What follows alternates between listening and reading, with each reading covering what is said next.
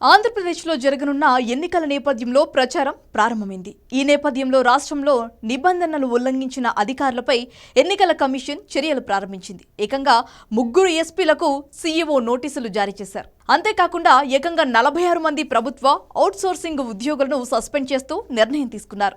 వారిలో 40 మంది వాలంటీర్లే ఉన్నారు.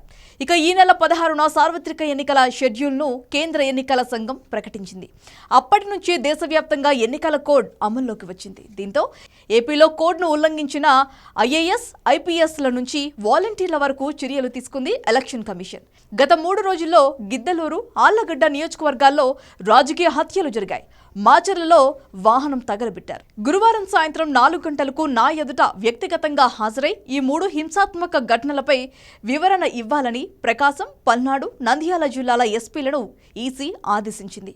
ఈ ఘటనలు ఎందుకు జరిగాయి, ఎవరు చేశారు, విచారణలో ఏం తేలింది, వాటిని ఎందుకు నియంత్రించలేకపోయారు అనే అంశాలపై వారి నుంచి నివేదిక తీసుకోనున్నారు.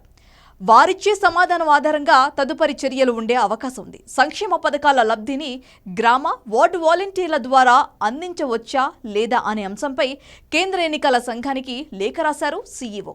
ఎన్నికల కోడ్ ఉల్లంఘించిన వారిపై ఎన్నికల సంఘం కొరడా జులిపించింది. ప్రభుత్వ రెగ్యులరైజ్ ఒప్పంద ఉద్యోగాలు, గ్రామ, వార్డు వాలంటీర్లు ఎన్నికల ప్రచారంలో, రాజకీయ కార్యకలాపాల్లో పాల్గొనడం ఎన్నికల నిబంధనలకు విరుద్ధం. కానీ గత 3 రోజుల్లో కోడ్ను ఉల్లంఘించిన 46 మంది పైన శాఖాపరమైన క్రిమినల్ చర్యలు తీసుకుంది ఎన్నికల కమిషన్. అలా ఉల్లంఘనకు పాల్పడిన వారిలో 40 మంది వాలంటీర్లు ఉన్నారు. మిగిలిన వారు వీఆర్ఓలు, ఇతర కాంట్రాక్ట్ ఉద్యోగులు ఉన్నారు. రాజకీయ సమావేశాలు, కార్యకలాపాల్లో పాల్గొన్న రెగ్యులర్ ఉద్యోగుల్ని సస్పెండ్ చేశారు. కాంట్రాక్ట్ ఉద్యోగులు, వాలంటీర్లను తొలగించారు. స్వయంగా రాజకీయ ప్రచారంలో పాల్గొన్న వాలంటీర్లు, ప్రభుత్వ ఉద్యోగులపైన క్రిమినల్ కేసులు నమోదు చేసినట్లు సీఈఓ స్వయంగా ప్రకటించారు.